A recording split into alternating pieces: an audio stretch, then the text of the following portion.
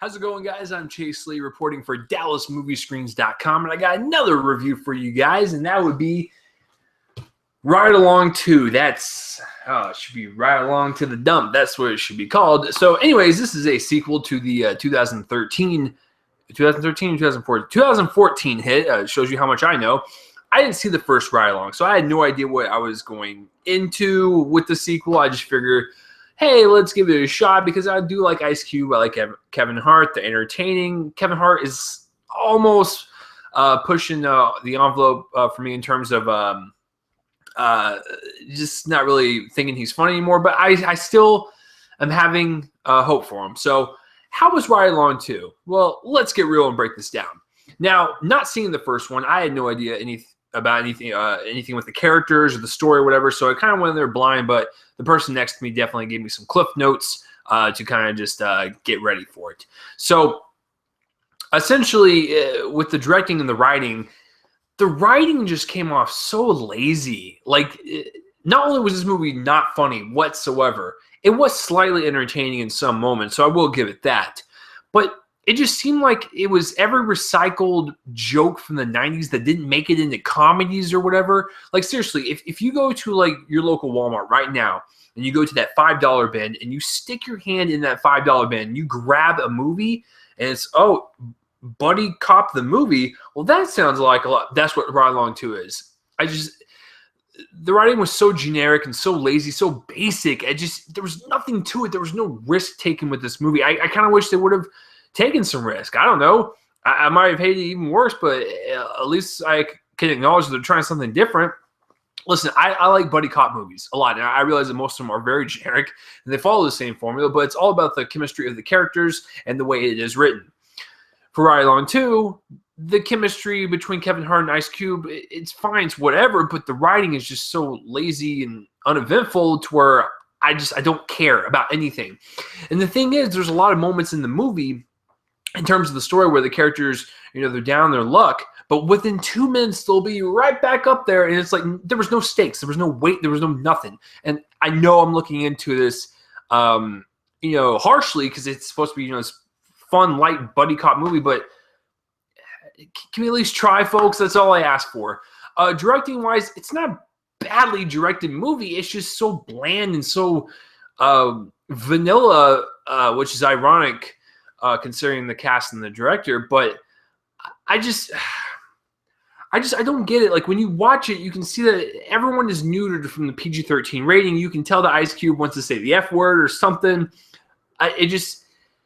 There was nothing different from the last buddy cop movie in that directing style. It's very basic. The action scenes are fine. Some of the car chases are fine. From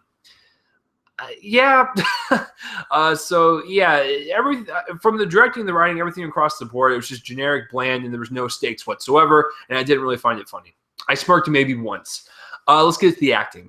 Listen, I like Ice Cube a lot. I think he's got a lot of charisma, which is ironic considering the fact that he comes across as a guy with no charisma, but I like his comedic style. I like that deadpan, like, get off my lawn, kids, like, type of mentality. I love it. And Kevin Hart, like, he hasn't annoyed me just yet, but I mean, it's just like whatever. Like, all the lines they were spewing from this movie were just like they were trying so hard, and you can tell, and I was just like, ugh. But the audience I was with was eating it up, so maybe I'm just a crutchy old man. But they were fine. And like I said, it's just whatever. The villain's one note. He plays a very cartoony villain role. Olivia Munn's very one note. There's really nothing to her character. She's just there to look good in hot dresses, which I will give a positive on that. She's a very attractive woman. But the acting's just whatever. It's fine. Cinematography-wise, it's a comedy, so everything's kind of really bright, and it's got a bunch of soft lighting and stuff. So, I mean, it's shot and lit well. It's just very bright, as if it's an SNL skit or whatever. So, I mean, it's really nothing to, I guess, be happy about. But some of the car chases, guys, I'm trying to be as positive as possible. Some of the car chases and some of the gun, fire scenes or whatever, they're shot well and stuff. Like I said, nothing really bad, just kind of mediocre, middle of the road. Editing and special effects.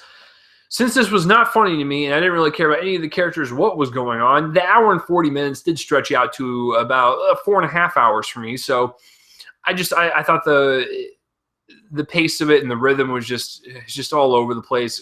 And that's just because I didn't find it funny. If you find this funny, this might zip by for you just like that. The special effects, there is one scene. There's one scene with an alligator, I believe. Alligator crocodile is one of those.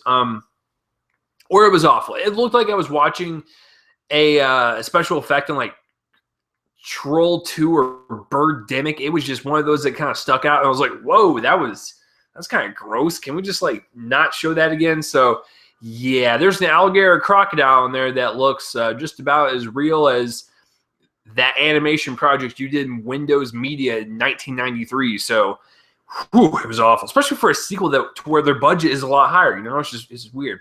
So if you like the first ride along, you will probably like this one.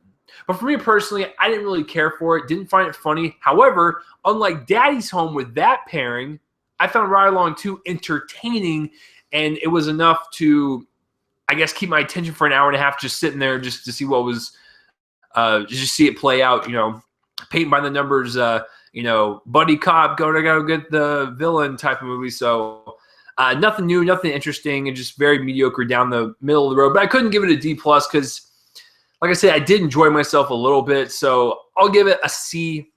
That's what I'm gonna give Ride Along 2.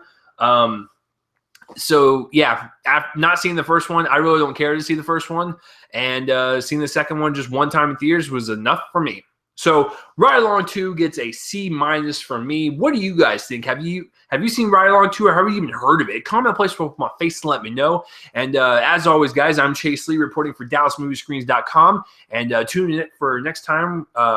Tune in next time for whatever I review next. Sorry, I was trying to think of it, but I couldn't because this movie has scrambled my brain. So Ride Along 2 in the dumps, not for me, but definitely wasn't the worst thing I've seen. So I will see you guys later.